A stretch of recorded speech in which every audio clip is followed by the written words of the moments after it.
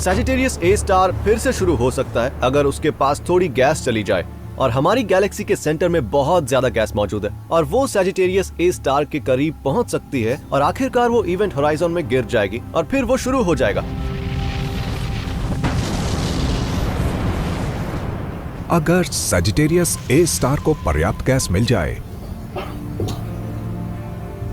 तो वो हमारी गैलेक्सी में लाखों सालों के लिए स्टार फॉर्मेशन को बंद कर सकता है। वो एक्स रेज और गैमा रेज भी छोड़ सकता है जो पृथ्वी से टकरा सकती हैं। अच्छी बात यह है कि हमारा सेंट्रल सुपरमैसिव ब्लैक होल शांत है और ऐसे बड़े फीडिंग इवेंट्स या बड़े एनर्जी इवेंट्स होने के चांसेस बहुत कम हैं। हमें उसकी बहुत ज्यादा फिक्र करने की जरूरत नहीं है। सैजिटेरियस ए स्टार ने हमारी गैलेक्सी को बदल दिया है। अगर हम यूनिवर्स में सरवाइव करना चाहते हैं तो हमें इस मॉन्स्टर ब्लैक होल के बारे में और जानने की जरूरत है। इवेंट होराइजन टेलीस्कोप वही जानने के मिशन पर है, पर सवाल यह है कि क्या वो कामयाब हो पाएगा?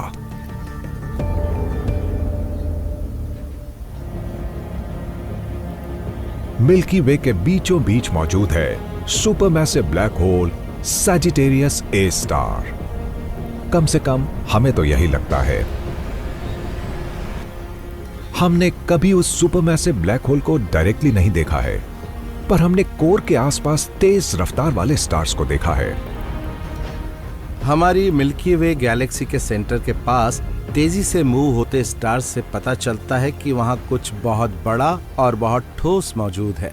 हमारे सूर्य से 40 लाख गुना भारी, जो हमारे सोलर सिस्टम से भी छोटे वॉल्यूम में सिमटा हुआ है। वो एक ब्लैक होल ही होना चाहिए। हमारी गैलेक्सी के सेंटर के स्टार्स के ऑर्बिट्स को मेजर करने से हम अनुमान लगा पाए हैं कि सैजिटेरियस ए स्टार हमारे सूर्य से 100 गुना चौड़ा है।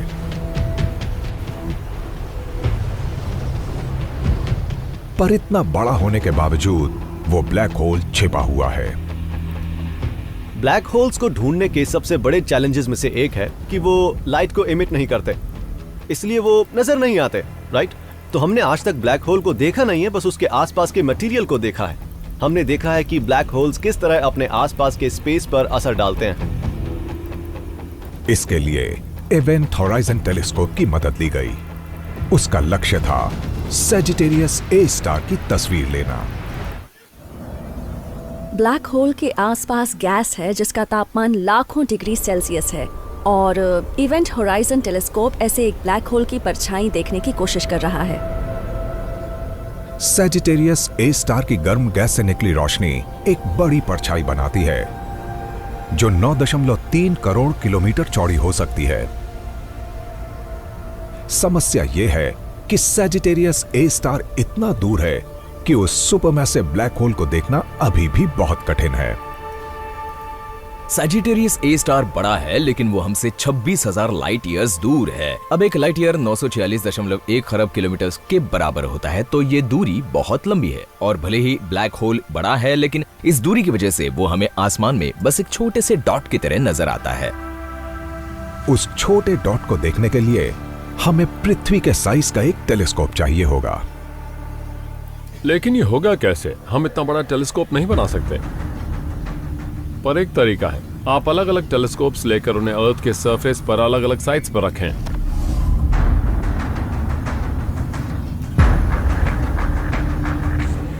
और जब हम इन सभी साइट्स को आपस में मिलाएंगे, तब हम उस चीज की तस्वीर ले पाएंगे जो कि बहुत ही ज्यादा छोटी है।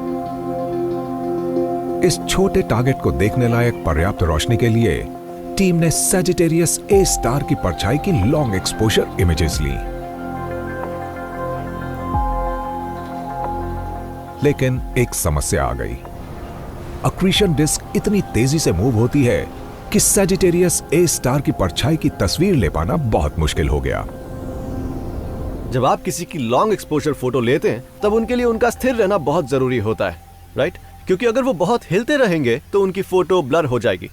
और बिल्कुल यही हो रहा है जब हम सैजिटेरियस ए स्टार को ऑब्जर्व कर रहे हैं, क्योंकि वो कभी एक जगह पर स्थिर रहता ही नहीं है। उसमें बार बार तेज रोशनी होती है और उसे देख पाना मुश्किल हो जाता है। जब चमकदार मटेरियल लाइट की 30% रफ्तार से ब्लैक होल का चक्कर लगाता है, तब सैजिटेरियस ए स्टार की परछाई धुंधली पड़ जाती है।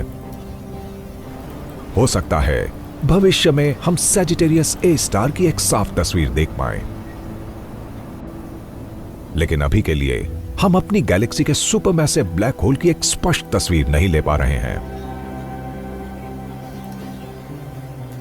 पर गैलेक्सी सुपरमैसिव ब्लैक होल को देखने की यह तलाश अभी खत्म नहीं हुई। इवेंट होराइजन टेलीस्कोप को एक दूसरी गैलेक्सी की तरफ मोड़ा गया, जो हमसे 5.4 करोड़ लाइट ईयर्स दूर है, M87। M87 सच में बहुत ही दमदार गैलेक्सी है। वो सबसे ज्यादा चमकदार गैलेक्सी है और वो यूनिवर्स की सबसे बड़ी गैलेक्सीज में से एक है। M87 में एक सुपरमैसिव ब्लैक होल भी है।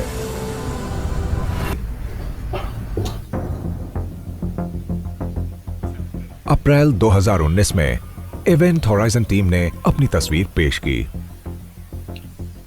हमने वो देखा जिसे देखना नामुमकिन था।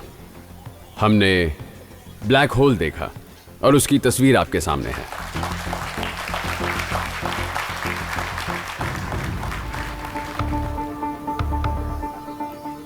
मैं इस प्रोजेक्ट पर 6 साल से भी ज्यादा से काम कर रही हूँ और हमने इसे देखने के लिए बहुत लंबे समय तक इंतजार किया है। इस तस्वीर को लेने के लिए दुनिया भर के सैकड़ों साइंटिस्ट्स ने एकजुट होकर दशकों तक इस पर काम किया। मैं उसे देखकर हैरान था। जब आपको यह एहसास होता है कि ये एक असली चीज है तो कुछ पलों तक यकीन नहीं होता। मुझे भी यकीन नहीं हुआ था। ये चीज हमारे सूर्य से करीब 6.5 अरब गुना भारी है, 5.5 करोड़ लाइट ईयर्स दूर है और हम इसे देख पा रहे हैं। जब आप ये इमेज देखते हैं तो जाहिर सी बात है आपके दिमाग में सबसे पहले यही ख्याल आएगा कि ये तो बहुत ही ज्यादा धुंधली है। पर मैं ये शब्दों में नहीं बता सकता कि इस तस्वीर के असली मायने क्या हैं। हम किसी तरह स्पेस टाइम के फैब्रिक में होने वाले डिस्टर्बेंस को देख पा रहे हैं और हम एक असली इवेंट होराइजन को देख पाने के बहुत करीब हैं। स्पेस टाइम का वो डिस्टर्बेंस जिसे देख पाना अब तक पॉसिबल ही नहीं था। एक दूरगामी गैलेक्सी के सेंटर की इस तस्वीर से अब हमें सुपरमैसिव ब्लैक होल्स को समझने में काफी मदद मिली है। जब हम बाकी गैलेक्सीज के सुपर मैसिव ब्लैक होल्स को ऑब्जर्व करते हैं, जैसे कि M87 में, तब हमें ये समझने में आसानी होती है कि ये मैसिव ब्लैक होल्स वक्त के साथ साथ कैसे बनते और इवॉल्व होते हैं, और उससे हम समझते हैं कि हमारी मिल्की वे गैलेक्सी और उसका सुपर मैसिव ब्लैक होल किस तरह बने। हम ना सिर्फ ब्लैक होल्स के इमेजेस को स्टडी कर रहे हैं, बल्कि उनके वीडियो से ये देख पा रहे हैं कि कैसे गैस उनके चारों तरफ घूमती है। हम एक ब्लैक होल के आसपास की चीजों को और बारीकी से समझ पाएंगे कि आखिर वो कैसे काम करते हैं। ये समझने के बाद कि सुपरमैसिव ब्लैक होल्स काम कैसे करते हैं, हम शायद इवेंट होराइजन टेलीस्कोप से सीखने की शुरुआत कर सकते हैं। हम ब्लैक होल्स के बारे में सीखने के अलावा ग्रेविटी के बारे में भी सीख रहे हैं। इससे हमें ब्लैक होल के आसपास के एक्सट्रीम एनवायरनमेंट को स्टडी करने का मौका मिलता है, जहां पर ग्रेविटी की थियरीज फेल हो जाती हैं। आज हम आइंस्टाइन की थ्योरी ऑफ जनरल रिलेटिविटी की मदद से गैलेक्सी की साइंस को समझने की कोशिश करते हैं, लेकिन हम जानते हैं कि वो परफेक्ट नहीं है। ना हम उससे इवेंट होराइजन को समझ सकते हैं और ना ही बिग बैंग की परिस्थितियों को। ब्लैक होल्स की साफ तस्वीरें मिलने से हम ग्रेविटी को समझकर उसका इस्तेमाल कर पाएंगे और तकनीक के ऐसे नए युग में कदम रखेंगे जिसमें साइंस फिक्शन की कल्पनाएं हकीकत बन जाएंगी। हम ये नहीं जानते कि किस तरह के टेक्नोलॉजिकल एडवांसमेंट्स आएंगे, पर मुझे यकीन है कि उससे हम फ्यूचर की टेक्नोलॉजी की तरफ तेजी से जरूर बढ़ पाएंगे। सैजिटेरियस ए स्टार की तस्वीर मिलनी अभी मुश्किल है, लेकिन 2018 में इसका एक घातक पहलू उजागर हुआ। इस सुपरमैसिव ब्लैक होल की अक्रीशन डिस्क से शक्तिशाली फ्लेयर्स निकलती हैं, जो सीधा हमारी तरफ आ सकती हैं। 2018 में एस्ट्रोनॉमर्स एक अनोखे स्टार की स्टडी कर रहे थे। उस स्टार का नाम S2 है और वो हर 16 सालों में सैजिटेरियस ए स्टार के पास से गुजरता है। उसके मूवमेंट को स्टडी कर हम सैजिटेरियस ए स्टार के बारे में और जान सकते हैं। हम मानते हैं कि S2 हमारी गैलेक्सी के बीच में सुपरमैसिव ब्लैक होल का सबसे नजदीकी स्टार है। सैजिटेरियस ए स्टार के करीब आने में S2 को लगभग 17 लाइट आवर्स का वक्त लग जाता है। सुपरमैसिव ब्लैक होल की शक्तिशाली ग्रेविटी से स्टार को लगभग 2.8 करोड़ किलोमीटर पर आवर की रफ्तार मिल जाती है। इससे आप आधे सेकंड में न्यूयॉर्क से LA तक पहुंच सकते हैं। लेकिन कुछ और है जो वैज्ञानिकों को इसमें दिलचस्प लग रहा है। ये कमाल का स्टार है क्योंकि एक एलिप्टिकल ऑर्बिट पर है जो इसे ब्लैक होल से काफी दूर रखता है, लेकिन हर कुछ सालों में ये सुपर मैसिव ब्लैक होल के ठीक ऊपर से गुजरता है। जब हमने सैजिटेरियस ए स्टार के आसपास S2 के मूवमेंट को ट्रैक किया तो हमें सुपरमैसिव ब्लैक होल की दिशा से आने वाली शक्तिशाली इंफ्रारेड लाइट का पता चला। वो गैस है जो ब्लैक होल के बहुत करीब से ऑर्बिट कर रही है और उसके पास जाने पर उससे फ्लेयर्स निकल रही थी। उससे 3 अलग अलग लाइट्स की फ्लेयर्स डिटेक्ट की गई थी। वो फ्लेयर्स सीधे सुपरमैसिव ब्लैक होल से नहीं आई थी, वो उसके आसपास के मटेरियल से आई थी। जिन फ्लेयर्स की खोज हुई उनके बारे में ये सोचा गया कि वो मैग्नेटिक स्टॉर्म्स और ब्लैक होल के पास मौजूद बेहद गर्म टर्बुलेंट गैस से बनी हुई है। अक्रीशन डिस्क की भीषण गर्मी से गैस के एटम से इलेक्ट्रॉन्स अलग हो जाते हैं।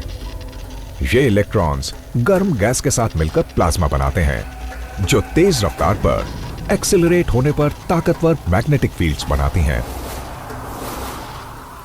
कुछ सुपरमैसिव ब्लैक होल्स के आसपास बहुत तेजी से घूमते और बेहद गर्म गैस के क्लाउड्स मौजूद हैं, इसलिए वहां पर बहुत ज्यादा पावरफुल मैग्नेटिक फील्ड्स बन गए हैं। और उस मैग्नेटिक फील्ड में एनर्जी स्टोर्ड है। ये बिल्कुल वैसा है जैसे पियानो के वायर्स एक साथ उलझ गए हैं और जब वो एक दूसरे को खींचते हैं तो टूट जाते हैं और उनके टूटने से एनर्जी रिलीज होती है। तब बहुत ज्यादा एनर्जी रिलीज होती है जब इन मैग्नेटिक फील्ड्स की कॉइल्स उलझकर टूट जाती हैं।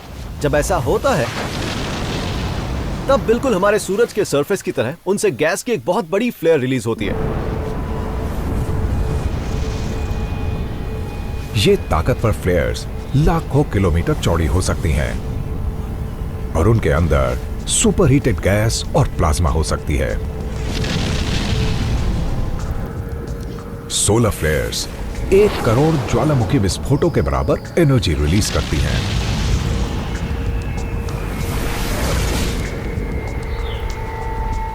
सैजिटेरियस ए स्टार की अक्रीशन डिस्क से निकली सोलर फ्लेयर्स लाखों सोलर फ्लेयर्स के एक साथ निकलने के बराबर हैं। ये वैसा है जैसे एक न्यूक्लियर वेपन की तुलना एक पटाखे से कर रहे हैं। सैजिटेरियस ए स्टार की फ्लेयर्स से रेडिएशन के तीव्र धमाके निकलते हैं। पृथ्वी से इन फ्लेयर्स को देखकर हम सुपरमैसिव ब्लैक होल की अक्रीशन डिस्क की ओरिएंटेशन के बारे में जान सकते हैं। जो गैस ब्लैक होल के आसपास अक्रीशन डिस्क में है, एक तरह से पृथ्वी की तरह एक रोशनी या फिर एक सिग्नल भेज रही है। हम इस रोशनी के ऑर्बिट को स्टडी कर सकते हैं। इससे हम समझ पाएंगे कि ब्लैक होल के पास की गैस की ओरिएंटेशन क्या है। हम असल में ऊपर की तरफ से उस ब्लैक होल को देख रहे हैं। ब्लैक होल की अक्रीशन डिस्क हमारे ठीक सामने है। इसका मतलब ब्लैक होल से निकाला गया कोई भी मटेरियल सीधा हमारी तरफ आ सकता है। क्या हमें इन फ्लेयर्स के पृथ्वी तक आने की चिंता करनी चाहिए? ये सुनकर चिंता होती है कि वहाँ गैस है जिससे लाइट के बहुत बड़े फ्लेयर्स निकल रहे हैं, पर हमें ये याद रखना चाहिए कि वो 26,000 लाइट ईयर्स दूर हैं, जो बहुत लंबी दूरी है। दुनिया के सबसे बड़े टेलीस्कोप्स के बेहद सेंसिटिव डिटेक्टर से ही हम उसे कभी देख पाएंगे। पृथ्वी फिलहाल सुरक्षित है, लेकिन हम गैलेक्सी के सेंटर के बारे में जितना जानते हैं वो हमें उतना ही खौफनाक लगने लगता है। हम सैजिटेरियस ए के बारे में जानते हैं जो सेंट्रल सुपरमैसिव ब्लैक होल है, पर अब हमें लगता है शायद वो अकेला नहीं है, बिल्कुल भी नहीं। ब्लैक होल्स का एक खतरनाक झुंड मिल्की वे के केंद्र के पास मौजूद हो सकता है। हजारों ब्लैक होल्स अभी भी नजर से ओझल हैं। उसको ढूंढ निकाला। वो ब्लैक होल्स जो स्टार्स की मौत से बनते हैं, सुपरनोवा एक्सप्लोजन से, उन्हें स्टेलर मास ब्लैक होल्स कहते हैं।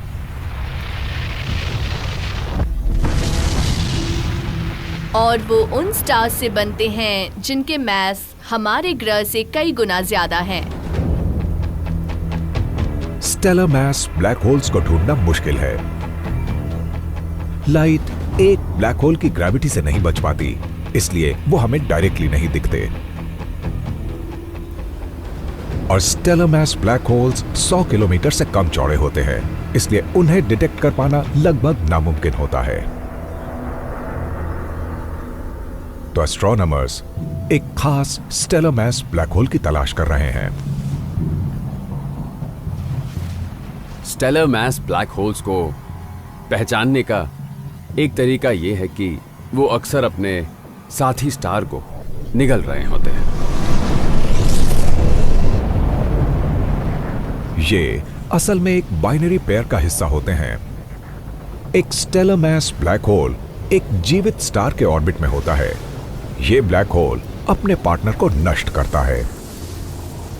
ये ब्लैक होल उस स्टार के लिए बहुत ही जानलेवा पैरासाइट की तरह होता है। ये स्टार के सरफेस से मास को हटा देता है और वो मैटर ब्लैक होल के अंदर जाता रहता है। फिर वो मटेरियल गर्म हो जाता है। इससे ब्लैक होल्स की पहचान हो पाती है, उनकी डायरेक्टली तस्वीरें लेकर नहीं, बल्कि उस मटेरियल को देखकर जो उस ब्लैक होल में गिर रहा है। समस्या यह है कि गैलेक्सी में बिखरी हुई धूल और गैस बाइनरी पेयर की इस रोशनी को पृथ्वी तक आने से पहले ही रोक देती है। लेकिन बाइनरी पेयर एक और लाइट रिलीज करता है जो आसानी से गैस और धूल के पार चली जाती है, एक्स-रेज। ये सिस्टम जो एक्स-रेज रिलीज कर रहा है, इसे एक्स-रे बाइनरी कहते हैं। ये बहुत फायदेमंद होता है क्योंकि एक्स-रे विजन बहुत पावरफुल होती है और उसे अर्थ से देखा जा सकता है, भले ही बाइनरी हमसे बहुत दूर है, गैलेक्सी के सेंटर में। एक्स-रे बाइनरी सिस्टम्स में मटेरियल की चमकदार डिस्क सैजिटेरियस ए स्टार के पास मौजूद अक्रीशन डिस्क से लाखों गुना छोटी हैं। वो इतनी छोटी हैं कि उनमें घूमने वाले मटेरियल को डिटेल में देखना बहुत मुश्किल है। हमें एक्स-रे बाइनरीज एक्स-रे लाइट के बहुत छोटे बिंदु जैसे दिखते हैं।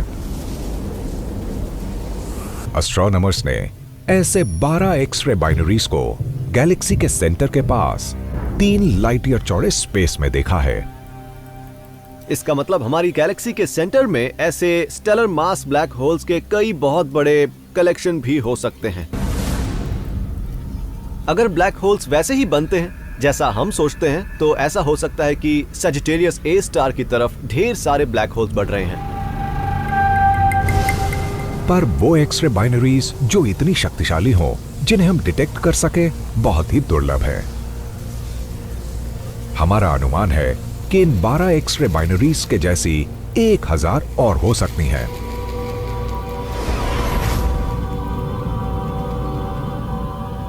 स्पेस के 3 लाइट ईयर के हिस्से में कुल 20,000 स्टेलर मास ब्लैक होल्स हो सकते हैं।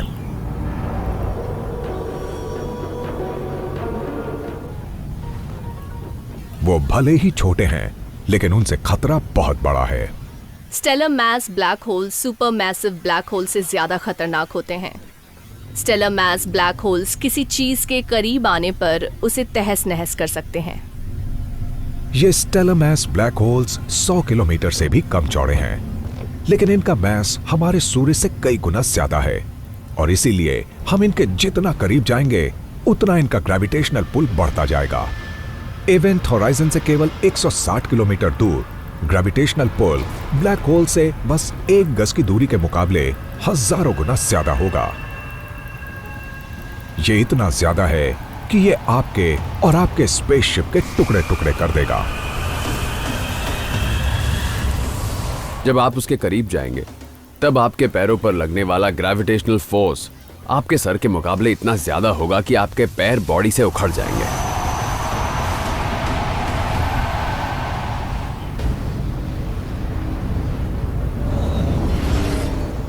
सैजिटेरियस ए स्टार जैसे सुपरमैसिव ब्लैक होल्स थोड़े अलग हैं। सैजिटेरियस ए स्टार का मास सूर्य का 4 करोड़ गुना है और इसका इवेंट होराइजन इतना बड़ा है कि सेंटर के पास ग्रेविटेशनल फोर्सेस को बढ़ने में काफी वक्त लगता है। इवेंट होराइजन इतनी दूर तक फैला होता है कि आप अनजाने में ही ब्लैक होल में समा जाएंगे, फिर आप खो जाएंगे। लेकिन इवेंट होराइजन को पार करने के बाद भी आपकी बॉडी सही सलामत होगी, पर आप अंधेरे में हमेशा के लिए कैद रह जाएंगे। ये ब्लैक होल्स गैलेक्सी के सेंटर की तरफ क्यों बढ़ रहे हैं? ऐसा लगता है वो मिल्की वे के बाकी हिस्सों से यहां आए हैं। डायनामिकल फ्रिक्शन नाम के एक प्रोसेस के जरिए ब्लैक होल्स गैलेक्सीज के सेंटर में बहुत तेजी से डूब सकते हैं, जैसे तालाब में कोई पत्थर डूबता है। इसका मतलब यह है कि कोई भी भटकता हुआ ब्लैक होल किसी तरह हमारी अपनी गैलेक्सी के सेंटर की तरफ आ सकता है, जहां सैजिटेरियस ए स्टार मौजूद है। जब stellar mass black holes galaxy में घूमते हैं तो वो ग्रेविटी से स्टार्स और गैस और धूल के बादलों के संपर्क में आते हैं। इन संपर्कों से ब्लैक होल्स धीरे धीरे गैलेक्सी के सेंटर में आ जाते हैं, जहां ब्लैक होल्स इकट्ठा हो जाते हैं। स्टेलर मास ब्लैक होल्स का एक झुंड बेशक खतरनाक हो सकता है, लेकिन यही मिल्की वे के सेंटर में मौजूद सबसे खतरनाक चीज नहीं है। एक चौंकाने वाली ऑब्जर्वेशन के मुताबिक हमारी गैलेक्सी के सेंटर में काफी सारा एंटी मैटर है, और जब एंटी मैटर मिलता है तब नतीजे धमाकेदार होते हैं। 2017 में एस्ट्रोनॉमर्स ने दशकों पुरानी एक कॉस्मिक पहेली सुलझाने की कोशिश की। तीव्र ऊर्जा के रेडिएशन का रहस्यमयी ढंग से हमारी गैलेक्सी में प्रवाह होना। शुरुआत में हम नहीं समझ पाए कि यह कहां से आ रहा था, पर फिर हमने पाया कि यह गैमा रेडिएशन था जो मिल्की वे के सेंटर से आ रहा था। सवाल यह है कि ये गामा रेज आ कहां से रही है? उन्हें बनाना बेहद मुश्किल है। ऐसा तो नहीं है कि आपने अपने हाथ रगड़े और उससे गामा रेज बन गई। जब हमने गैमा रेस को करीब से देखा तो हमें यूनिवर्स के सबसे विस्फोटक पदार्थ का पता चला, anti matter. Anti matter normal matter की तरह होता है, पर उसका चार्ज उल्टा होता है। वो बस मैटर का जुड़वा भाई है। जब अच्छा भाई बुरे भाई से मिलता है तो उनका मिलाप खुशियों भरा नहीं होता। एंटीमैटर डरावना है, उसे आप अपने करीब कभी नहीं रखना चाहेंगे। वो असल में बहुत ज्यादा विस्फोटक है, अगर आप इस तरह से सोचे तो। अगर वो मैटर को छू भी लें तो बहुत ज्यादा एनर्जी रिलीज होगी। जब मैटर और एंटी मैटर मिलते हैं तब एक दूसरे को खत्म कर देते हैं और हाई एनर्जी रेडिएशन में बदल जाते हैं, जैसे एक गैमा रे जिसे मिल्की वे के सेंटर से निकलते देखा गया था। हमें गैलेक्सी में कई बार एंटी मैटर मिलता है, पर अजीब बात यह है कि गैलेक्सी के बाकी हिस्सों के मुकाबले सेंटर में 40% ज्यादा एंटी मैटर है। इस वक्त हमारी मिल्की वे गैलेक्सी के सेंटर में एंटी मैटर के फव्वारे हैं, जो कि अरबों खरबों टन एंटी मैटर हर सेकेंड प्रोड्यूस कर रहे हैं। एक ऐसा सवाल जिसके बारे में हमने कई बार सोचा है वो है कि ये एंटी मैटर आए कहां से? शुरुआत में इसके कई सोर्सेस माने गए थे। एंटीमैटर का एक सोर्स हो सकता है central super massive black hole Sagittarius A star. Matter उसके आसपास घूम रहा होगा और उसकी इतनी हाई एनर्जी होगी कि वो कुछ भी बना सकता है। लेकिन एंटी मैटर सिर्फ एक केंद्र से नहीं बन रहा है, वो स्पेस में हजारों लाइट ईयर्स तक फैला हुआ है। तो Sagittarius A star gamma ray stream एक सोर्स नहीं हो सकता। दूसरा सोर्स डार्क मैटर को माना गया।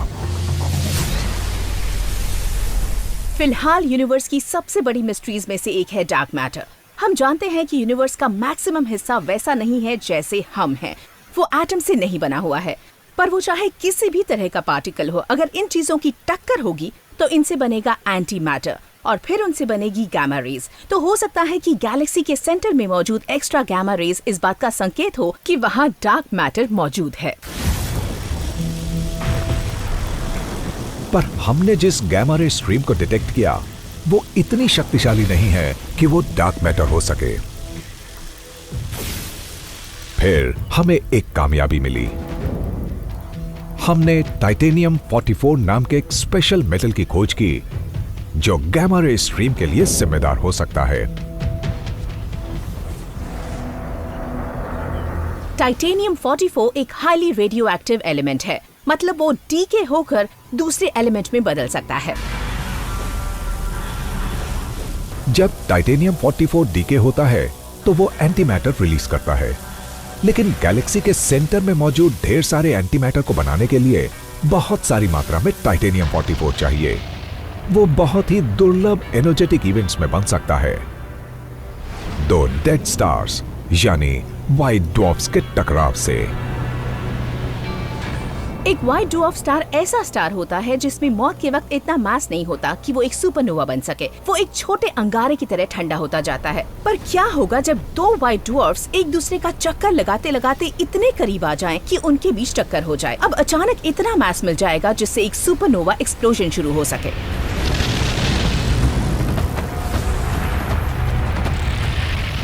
इन खास तरह के सुपरनोवाज में टाइटेनियम 44 प्रोड्यूस होता है।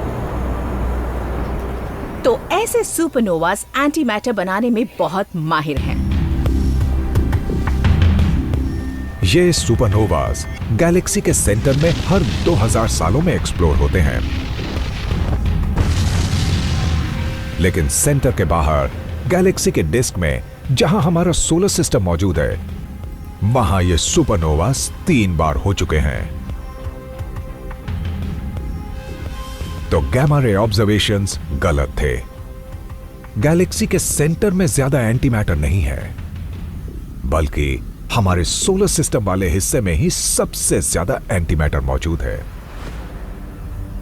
तो अब सवाल यह है कि क्या हम खतरे में हैं? लगभग 28 ग्राम मैटर ले और उतना ही एंटी मैटर लेकर उन्हें आपस में टकराएं तो आपको एक मेगा टन एनर्जी मिलेगी। ये करीब 10 लाख टन टीएनटी के धमाके के बराबर है। तो बहुत ज्यादा एनर्जी पाने के लिए बहुत ज्यादा एंटी मैटर नहीं चाहिए। पर हमें ये याद रखना चाहिए कि हम एक बड़े यूनिवर्स के इस खूबसूरत शानदार हिस्से में रहते हैं। ये खतरनाक नहीं है, ये हमसे काफी दूर है। और कमाल की बात है कि ये सारा एंटी मैटर हमारी अपनी गैलेक्सी में बन रहा है। तो आप बस आराम से बैठकर आतिशबाजी का मजा लीजिए। मिल्की वे का सेंटर बहुत हिंसक और खतरनाक है, पर वहां चीजें और भी खतरनाक हो सकती हैं। रोग सुपरमैसिव ब्लैक होल्स हमारी गैलेक्सी के पास छुपे हो सकते हैं और वो जीवन को खत्म कर देने की ताकत रखते हैं।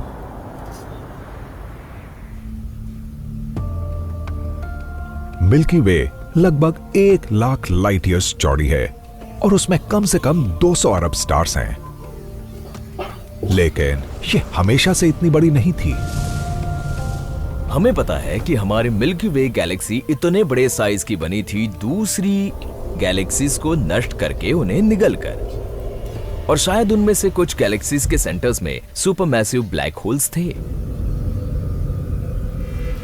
जब मिल्की वे की ग्रेविटी ने छोटी दूसरी गैलेक्सीज को अपनी तरफ खींचा तो उनका ज्यादातर मटेरियल मिल्की वे में समा गया। लेकिन कुछ मटेरियल जैसे कि स्टार्स हजारों लाइट ईयर्स दूर तक मिल्की वे के बाहर फेंक दिए गए होंगे। ये किसी छोटी गैलेक्सी के सुपरमैसिव ब्लैक होल के साथ भी हुआ होगा। ऐसा बिल्कुल भी मुमकिन है कि स्पेस में सुपरमैसिव ब्लैक होल्स हैं जो भटक रहे हैं और जो सेंटर में नहीं हैं। तो ऐसा कैसे हो सकता है कि एक सुपर मैसिव ब्लैक होल है जो हमारे आसपास भटक रहा है पर हमें कभी दिखाई नहीं देता। अब देखिए, ब्लैक होल का मतलब है कि वो सच में एकदम ब्लैक है। वो रेडिएशन और हर तरह की एनर्जी एब्जॉर्ब करता है। तो जब तक ब्लैक होल में कुछ गिरता या उसके आसपास नहीं घूमता, हम उसे देख नहीं पाएंगे। तो अगर ये सुपर मैसिव ब्लैक होल हमारी गैलेक्सी के बाहर कहीं भटक रहे हैं तो वहाँ इतनी गैस ही नहीं है जिसके संपर्क में वो आ सके, और अगर उस ब्लैक होल के आसपास गैस नहीं होगी तो वो हमें दिखाई नहीं देगा। रोग सुपरमैसिव ब्लैक होल हमेशा गैलेक्सी के बाहर नहीं रहने वाला। ग्रेविटेशनल पुल की वजह से वो धीरे धीरे वापस मिल्की वे में आ सकता है। अरबों साल बाद सुपरमैसिव ब्लैक होल सेंटर में आ जाएगा।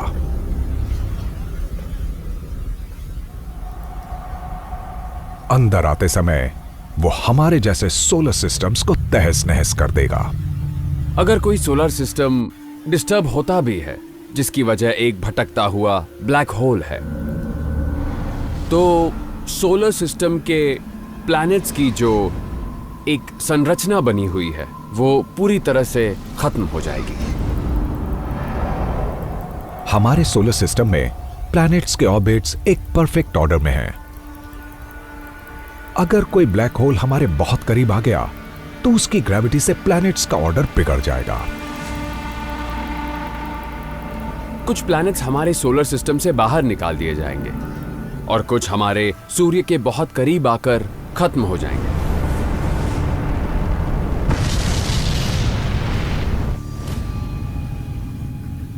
कुछ प्लैनेट्स का अंत इससे भी भयानक हो सकता है, जैसे रोग ब्लैक होल द्वारा खा लिया जाना। ये हमें दिखते नहीं है। कहीं ऐसा तो नहीं कि कोई एक ब्लैक होल हमारे करीब आ गया है।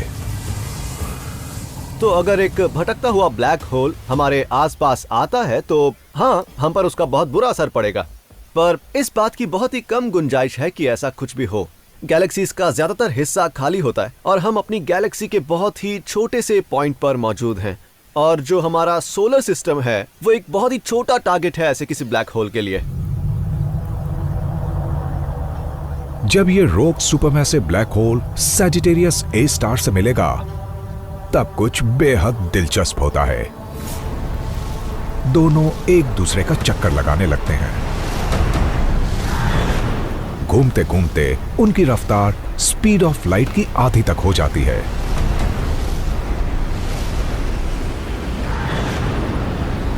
अंत में दोनों ब्लैक होल्स एक हो जाते हैं।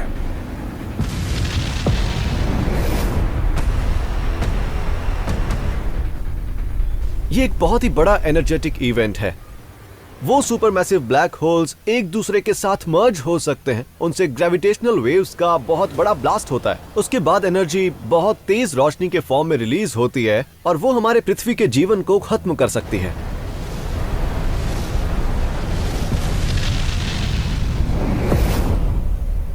ये असल में स्पेस को खींचने और उसे सिकोड़ने के जैसा है।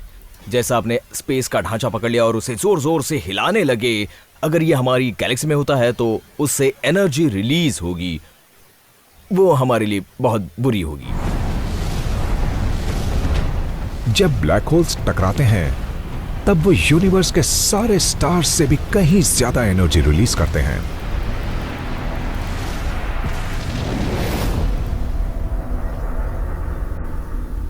तो क्या इसके लिए हमें घबराना चाहिए? जवाब है नहीं। पृथ्वी को सूर्य का चक्कर लगाते हुए 4.5 अरब साल हो गए हैं और अभी तक कोई दुर्घटना नहीं हुई, तो हम बिल्कुल सुरक्षित हैं। अगर हम उन दोनों ब्लैक होल्स को आपस में टकराते हुए देखते भी हैं तो हम इतिहास के सबसे विध्वंसक धमाके के पहले और आखिरी गवाह होंगे। पर फिलहाल हमारी गैलेक्सी का सेंटर बिल्कुल शांत है, पर वहां जाना खतरे से खाली नहीं है। हमारी गैलेक्सी का सेंटर बिल्कुल भी सेफ नहीं है। वहाँ बिल्कुल भी नहीं जाना चाहेंगे। वहाँ पर बहुत खतरा है। वहाँ ढेर सारे स्टार्स हैं, ढेर सारा रेडिएशन है। स्टार्स बन रहे हैं, खत्म हो रहे हैं, वो भी धमाके के साथ। वहाँ central super massive black whole है, शायद छोटे ब्लैक होल्स का झुंड भी है। वहाँ एक्रीशन डिस्क्स हैं, फ्लेयर्स हैं, मैग्नेटिक फील्ड्स हैं, वहाँ पर जेट्स हैं। उससे अच्छा तो आप अपने घर में आराम से रहिए। हमारी गैलेक्सी का सेंटर ब्रह्मांड की सबसे खतरनाक जगहों में से एक है। यहां पर वो अविश्वसनीय फोर्सेस भी मौजूद हैं जो हमारे ब्रह्मांड में मौजूद हैं। हमारी गैलेक्सी का भविष्य चाहे जैसा भी हो, मिल्की वे का सेंटर उस पूरे घटनाक्रम का केंद्र होगा। हमारी अपनी गैलेक्सी मिल्की वे हमारी सेफ जगह है, हमारा एक आइलैंड है इस बड़े कॉस्मिक ओशियन में। और अगर हमने अपनी गैलेक्सी के सेंटर को समझ लिया तो हम ब्रह्मांड में अपने इस घर को भी समझ पाएंगे।